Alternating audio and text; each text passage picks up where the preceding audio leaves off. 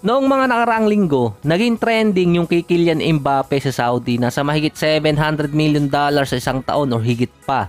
Naging headline naman sa Twitterverse yung pagbisita ni Lebron sa Saudi ngayon. Dati kasi, base sa article ng Forbes.com, ito yung time na nireport yung kay Mbappe, ang Saudi ang pwedeng challenge sa NBA dahil sa dami nilang pera.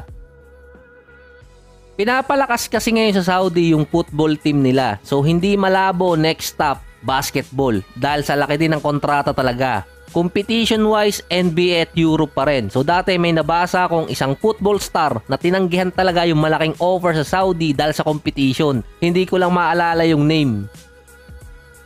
Sabi nga ni Giannis dati noong nakaraang August, open siyang maglaro sa Saudi kapag natapos ang kanyang NBA career. Sinundan yun ng report na napaisip siya kung pipirma siya ng extension sa Bucks kung hindi pa rin mapapagstay yung core players nila. Ang sumunod na report doon ayon kay Bobby Marks, may 8 players sa 2025 offseason ang eligible sa at least $80 million per year.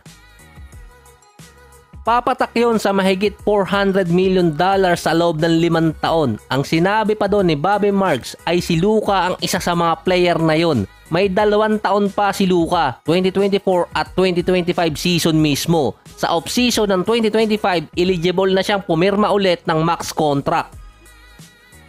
Ang catch kasi doon kapag si Luka nasama ulit sa All-NBA team selection or manalo siya ng MVP, ang rule kasi sa Supermax contract, kapag pipirma ulit ang panibagong kontrata ang isang player, dapat within 2 to 3 years ay member siya ng All-NBA team selection or manalo siya ng MVP para ma-scope ng Supermax contract. Si Luka kasi papipirmahin ng nasa 3 years pa lang bago yung kanyang extension at magte-take effect yun sa ika-4 na taon.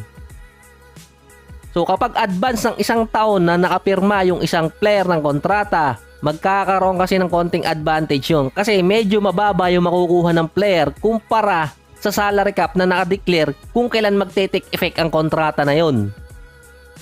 Ito rumors lang to kasi si Lebron bumisita ng Saudi. Nagkaroon agad ng report na $1 billion na kontrata sa loob ng 2 taon ang pwedeng makuha niya doon. Dahil ang pinuntahang city ni Lebron ay kung nasaan si Cristiano Ronaldo. Base kasi sa report, nagkaroon ng basketball camp si Lebron sa Saudi. Naging developing story yung pagbisita ni Lebron sa Saudi. Nung sinabi kasi ni Giannis na open siya maglaro sa Saudi, walang naging traction masyado yon. Pero si Lebron, nung bumisita siya doon, naging laman agad ng balita yon. May pinost din kasi dati si Lebron noong July 25 na pupunta siya ng Saudi kapag tinawagan yung agent niya para sa 1-year deal. Ito yung kainitan kay Mbappe dahil noon nagkakabiroon talaga yung mga players. Hindi lang sa NBA, pati na rin sa NFL. Ngayon, natuloy siyang bumisita ng Saudi.